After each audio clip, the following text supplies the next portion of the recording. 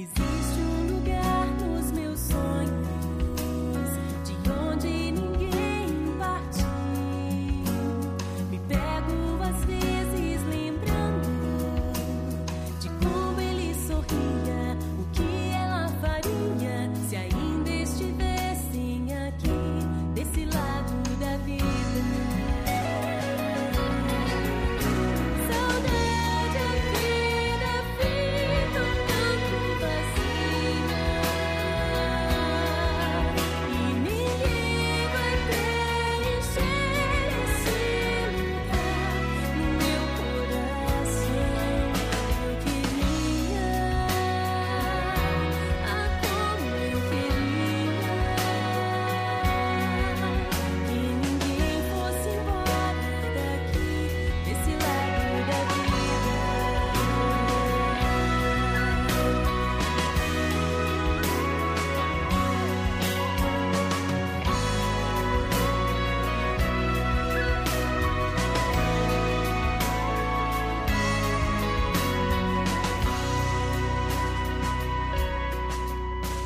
Existe um lugar nos meus sonhos, de onde ninguém partiu.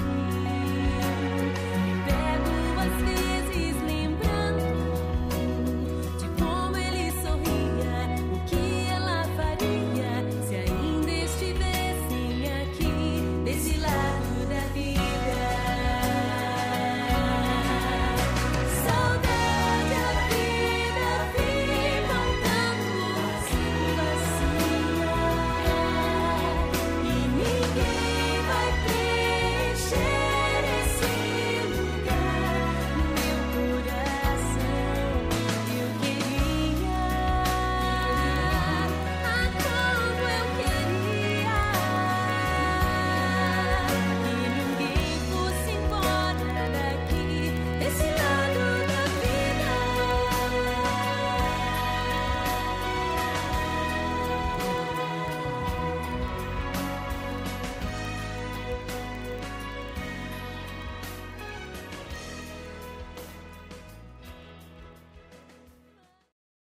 Estamos aqui na casa da saudosa professora Lourdes Tavares e estamos aqui conversando com a sua irmã, Fátima Tavares, e gostaríamos de saber, né, da vida, um pouquinho da vida da professora Lourdes Tavares.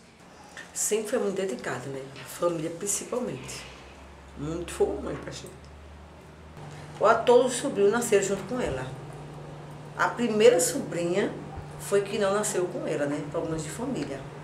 Foi Tarciana, foi a primeira sobrinha, mas todos os outros, minha filha, de irmãos e irmãs, ela ia junto. Todos. Ela só não paria porque não podia parir. Aí eu era. Todos. Ela foi realmente a verdadeira mãe, né? É.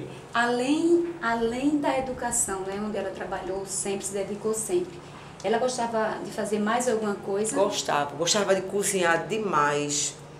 Receitas e mais receitas, copiava tudo na televisão.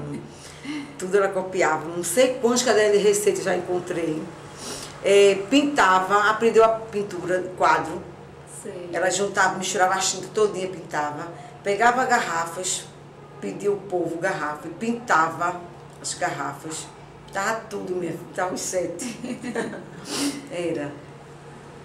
Gostava demais. Costurar também? Costurar. Depois ela aprendeu a costurar com uma colega de Jane. Foi. Aí aprendeu a fazer Me parece calcinha. que eu ainda dei aula de música para Edjane ainda. Foi, acho violão. que foi violão. Não foi? Aí ela aprendeu a costurar com a Edjane. E haja calcinha. Muita calcinha. Inclusive ficou até uma calcinha na máquina, que ela estava começando a fazer. Sei. Foi, muita calcinha. Ela se distraía demais, era feito um lazer para ela. Entendeu? Mas depois, pela dificuldade que ela estava passando financeira, ela apareceu essa oportunidade, ela voltou a ensinar. Primeiro começou aqui, né? Particular, uma escola que estava fazendo cursinho. Depois ela voltou para a escola. Eu disse, meu Deus do céu, eu comecei tudo de novo. Depois de, acho que uns 10 anos aposentada. Eu incentivava muito ela, porque eu sabia que ela estava, nessa situação financeira, não estava boa. Aí eu disse, comece, tu sabe ensinar português, tu pega o aluno em casa, tu vai ganhar dinheiro tranquilo em casa. Mas ela dava além da conta em casa. Entendeu? Aí conversava muito. Ela gostava de ensinar. Era café, E uma cena assim, ela gostou. Despareceu muito ela em casa. E sobre a receita, ela tinha muita prática de receita. Ah, ela copiava Eu gosto muito muito de chá, né? de chá. De chá, ela fazia muito chá. Ela fez uma promessa, depois que os sobrinhos morreram, que ia fazer chá. Lambedor. Fez muito lambedor. As pessoas deixavam vidro aqui, nesse café e tudinho. E ela fazia, ela não cobrava nada. E plantou um monte de ervas. Ela ainda tem aqui um monte de ervas plantadas. E ela fazia todos os lambedor para dar. Mandava eu dar também, às vezes eu dava. Entendeu? Uma vez eu levei para dar uma colega. Quando outra precisou, deixei com a outra. Foi. Eu levei para dar uma menina, mas não estava. Aí quando eu fui descendo, encontrou a menina comigo tossindo. Eu digo, pronto, é para tu. Mas foi a gota d'água. Deixei, sabe? Deixei com fulana já. Uma mulher que eu encontrei na rua. Deixei com a mulher que acha lambedor, minha filha. E muito chá, viu? Foi. Eu acho que um dos motivos que ela foi mais rápido foi porque ela não se medicava. Ela não ia para médico. Ela não fazia exames. Ela acreditava mais nos chás. Nos chás. É. Quando ela ia tomar um remédio de pressão, que ela começou a ter pressão alta em 2001, dezembro de 2001, ela teve o primeiro começo de pressão alta. Em 2002 morreram os meninos. Foi quando ela começou já a se medicar, mas não se medicava direito.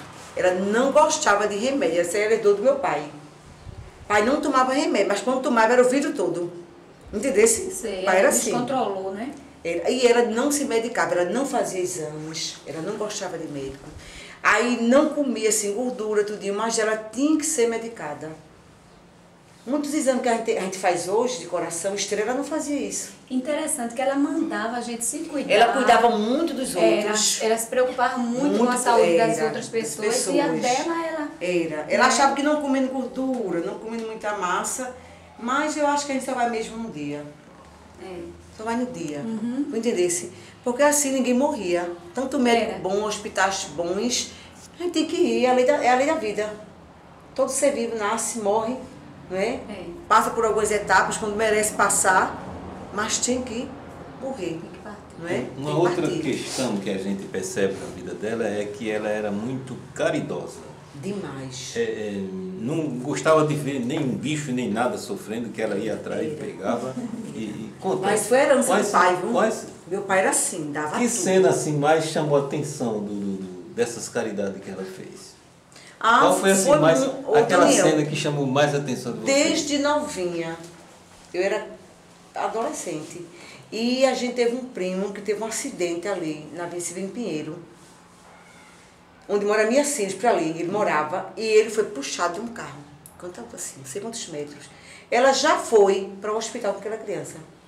Ela ia muito para os hospitais, era com um aluno, o sobrinho acontecia uma coisa, uma tragédia, assim, foi um fogo que entrou assim, no olho de Everton. Ela foi embora com a Alexina para restauração. Foi Loé que enganchou um pedacinho de galinha, um ossinho de galinha. Ela foi embora, tudo era ela. Tudo ela não conseguia, ela só não teve o neném porque não pôde ter. A gente tinha que ter. Tudo era ela. Não tinha medo de sangue, não tinha medo de nada. Ia para o hospital, enfrentava tudo, Daniel. Agora, depois da morte dos meninos, em 2002, ela ficou assim, se esquivando um pouco, entendeu? E quando foi em 2008, minha sobrinha teve doente, ficou internada, ela não teve, eu senti que ela não tinha coragem mais de enfrentar as coisas. Ela não ia mais para o hospital, mas ela rezava muito, mas não tinha aquela coragem de ir, entendeu? A gente sentiu isso. E no trabalho, essa autorreflexão assim, sobre o trabalho, sobre os colegas de turma. Sobre os alunos. Os alunos. Ela se dedicava muito, gostava muito, conversava muito com os meninos, os alunos adoravam ela. Todo mundo se lembrava dela, ela nem chegava assim, os meninos se lembravam dela. Eu acredito que eu nunca vou esquecer isso. Então, o meu trabalho sempre foi voltado para a música. Mas ela olhou para mim, aí disse assim, olha, Silvana, você canta muito bem, depois que eu apresentei o trabalho. Mas, aos meus olhos, você nunca deveria apostar simplesmente em música. Você teria que apostar na arte de ensinar, porque ensinar é uma arte. Ela falou isso para mim.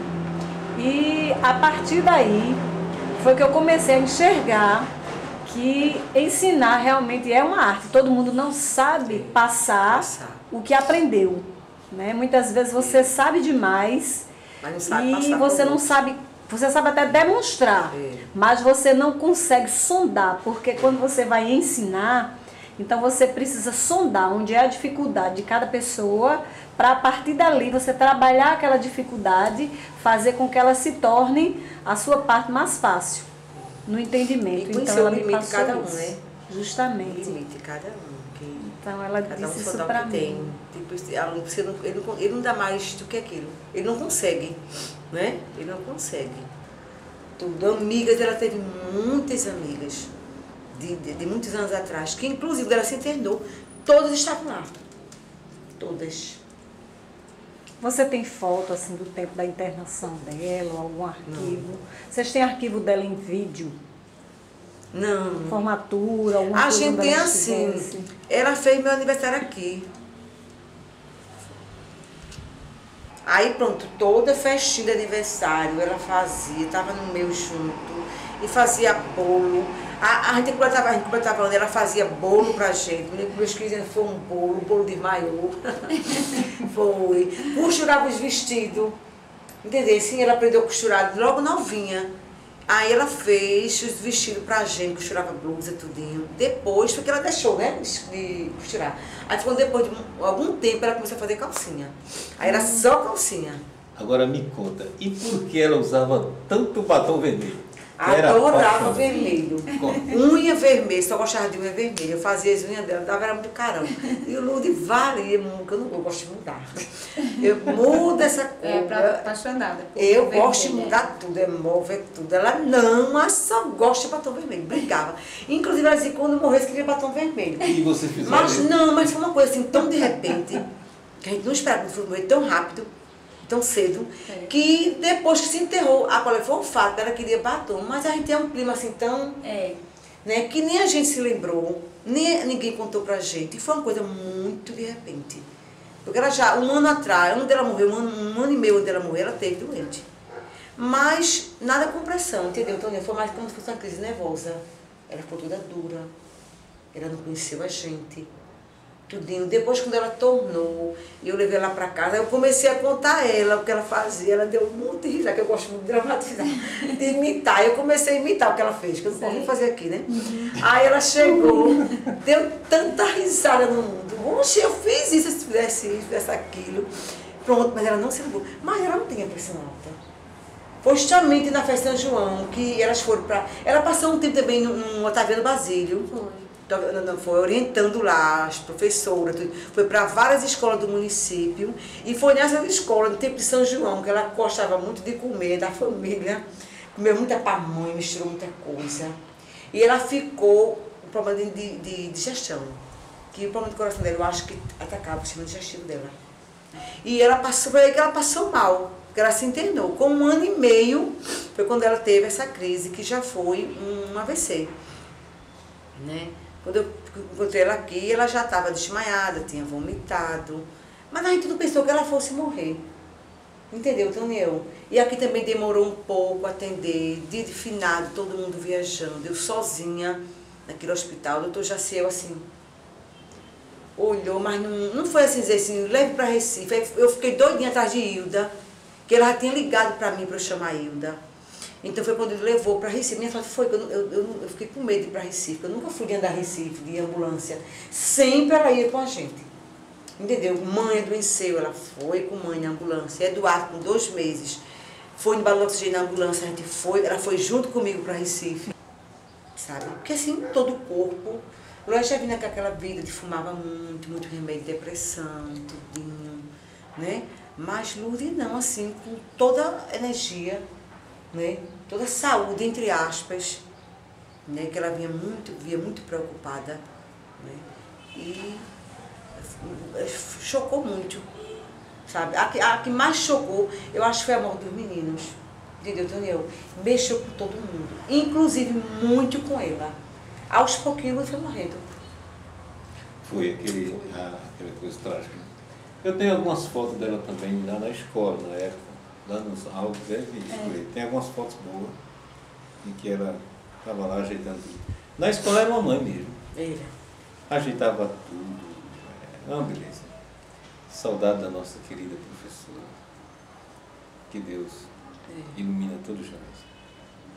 Lourdes Tavares, eu tenho recordações maravilhosas dela. Foi a minha professora de 5ª série e nós terminamos a 8ª série, naquela época ainda o chamado de colégio estadual.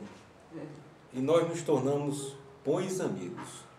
Ela era aquela pessoa assim, muito humana, muito cooperadora com o trabalho na escola. Nunca, em momento algum, a gente precisava dela para que ela não pudesse atender. E as recordações que a gente tem dela é simplesmente de uma pessoa humana, gostava de prestar assistência não somente ao trabalho, mas também psicológica. Era uma mãe e eu a considerava muito como a mãe da escola, a psicóloga, a analista.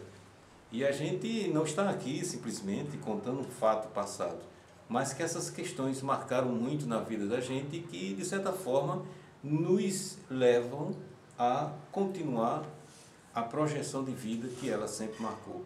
Diz que a vida é tudo passageiro e que nós devemos continuar todo esse processo. Fazer hoje uma retrospectiva da vida dela é contar um pouco sobre a educação de Limoeiro.